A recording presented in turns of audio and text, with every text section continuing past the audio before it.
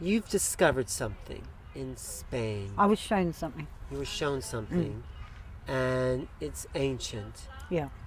And Before, it's supposed to be before known time. So we're going back a long way. and you've just written this book called The Portal. Yes. And can you describe what you mean by the portal? Well, a portal is a gap in the skin of the planet. You know, it's a gap in the atmosphere of the planet, and people have always known that this has occurred because they've been attracted to the energy which is around a portal.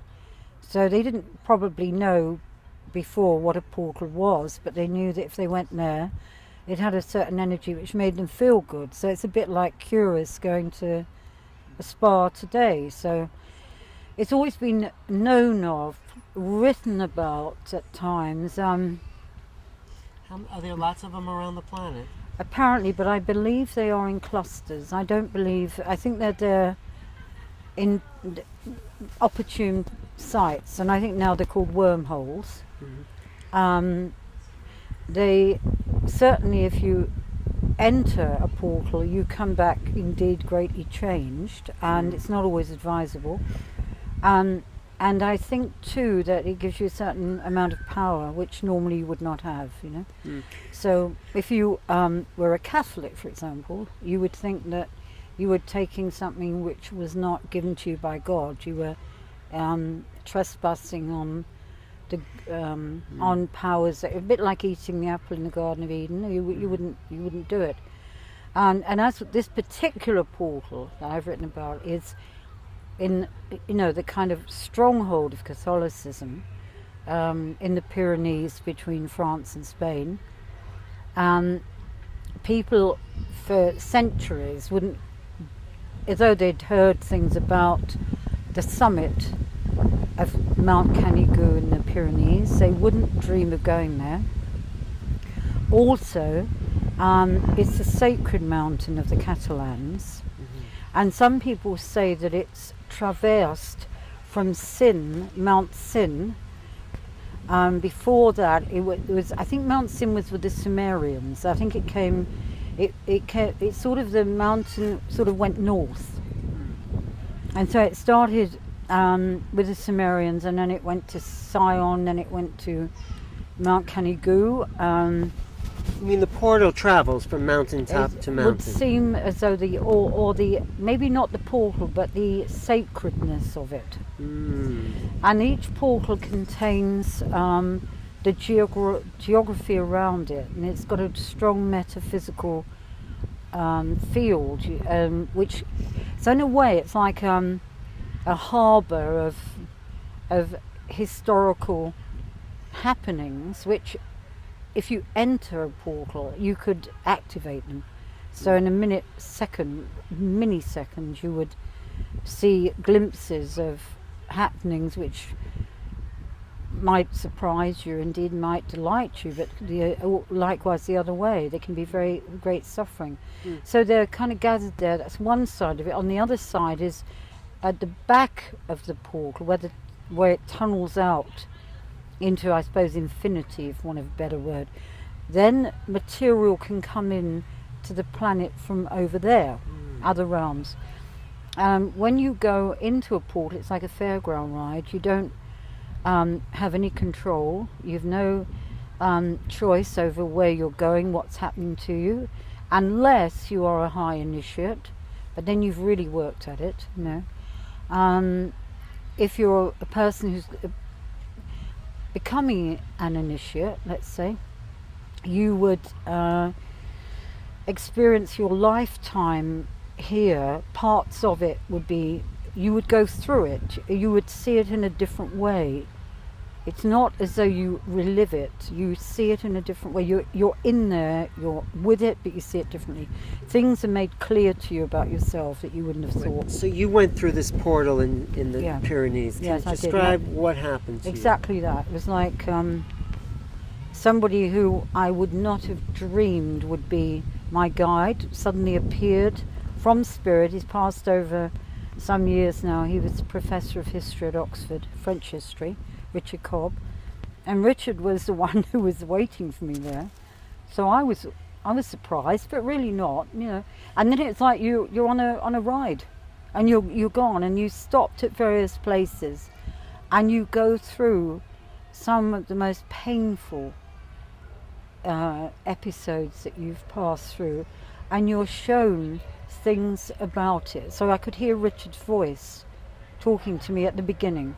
Later he was gone, and I was off into much further distances and places, and which were familiar, but I thought, you know, they're not. Your thinking mind is still there. Are you with your body? Are you walking through? No. Your body's outside. You've left. Your super consciousness goes in. Do you do something to prepare before yes, you you go? prepare. Well, how do you definitely. prepare?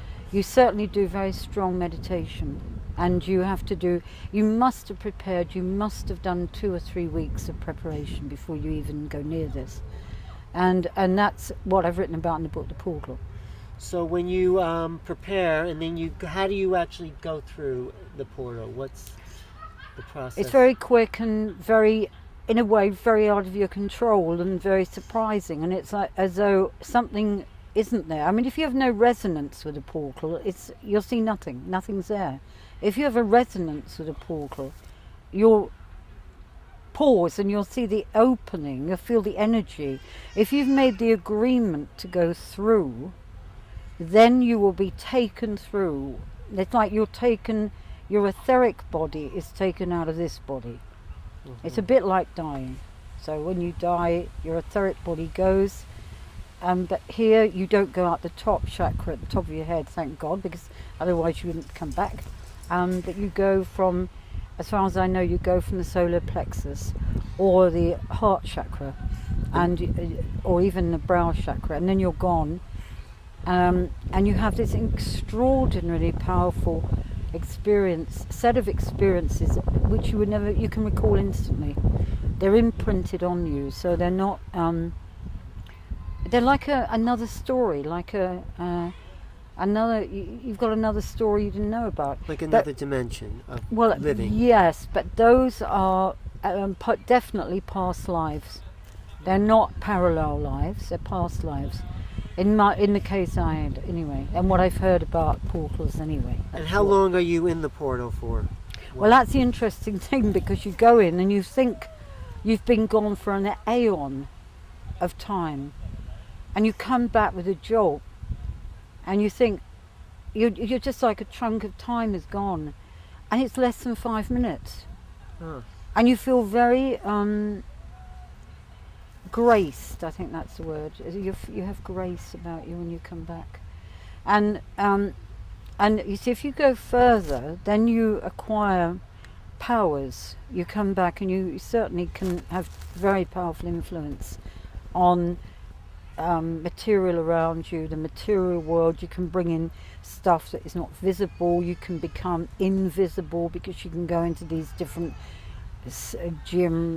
I guess geometry produces these kind of shapes that you understand, you can become part of, disappear, come back into sight again. You've got lots of powers which normally we don't have. And so the society in south of the Canigou mountain in Girona, Spain, had kept this material hidden. They used it for themselves on occasion. They weren't, I don't know if they were supposed to, I don't know. But the idea was never to ever release it, because it was deemed absolutely unsafe and unwise for people who would very well might misuse it. And my God, I saw enough of them who were after it. And people and societies, I'm not mentioning names here, but they were desperate to get hold of it. Why? What would they do with it? Oh God, they'd use it, and they would change their lives, they'd change their fortunes, they'd change their power. I mean, so many people come to mind as I'm saying this. It's quite astonishing, because I would never have thought that, Hitler, but let's put one on the table here, Hitler, because a lot of people know he went there, and Himmler, Goering, Howard Hughes certainly went there. He went there via Otto Rahn, And he apparently there's an old priest who's still alive who remembers about Howard. Jose Torres, who's part of the society, he was a custodian of the society. He remembers Howard. Wait, so that is there a connection then to the Rennes-le-Château, right? Oh God, yes. I mean, what's the Rennes-le-Château connection with Girona is the two towers, which mark the centre point, which is the portal. They mark the portals, yes. the two towers of Yes. Girona and Rennes. and the Château. He And copied Between the two is the portal? Yes. And Saunier copied the. And that's how he changed his fortune and made all that Oh money? yeah, the Habsburgs paid for him. But he got, because he went through the portal, the priest from I don't know if he did. He went on the journey of the. Before you go to the portal, you go on the journey of the 11 sites, the initiates. There are 11 sites in Catalonia, on the Spanish side and the French side, and he went on those. And it culminates in going up Mount Canigou, and you go through the final site, which is the portal, that's what you do. I don't know if he did do it. I rather think he didn't, but I think Harold Hughes did. But he changed his fortune when Certainly did. So anyway, but what does that have to do with the bloodline of Jesus and the men? I don't know about kings that. And the Don't know. Doesn't come into the story at all. and the Not in Spain. Kabbalists. What is Kabbalists, definitely. What? The Kabbalists were in Girona. They were the golden age of the Jews. They had 24 houses around the courtyard near the cathedral from 1100 till the expulsion in 1492. And they had many of the great Kabbalists were born and worked there. They used the material to go on journeys outside of their body, outside of the realms, the 4 or 5 dimensions, whichever we like to say, about this planet.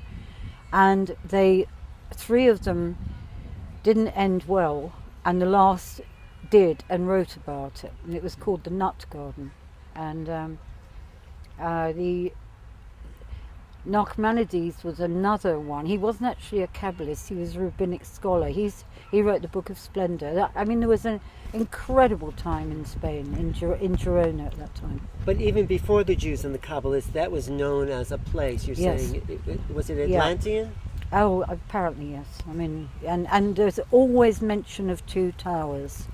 One of the great poets of Catalonia, Jacinto Verdaguer, when he did the journey, he probably did it, his account of doing the journey is the best.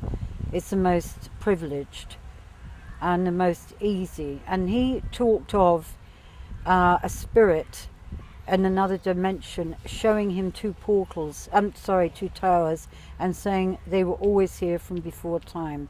And the other one who certainly knew about 2 towers was Cassini, the map maker.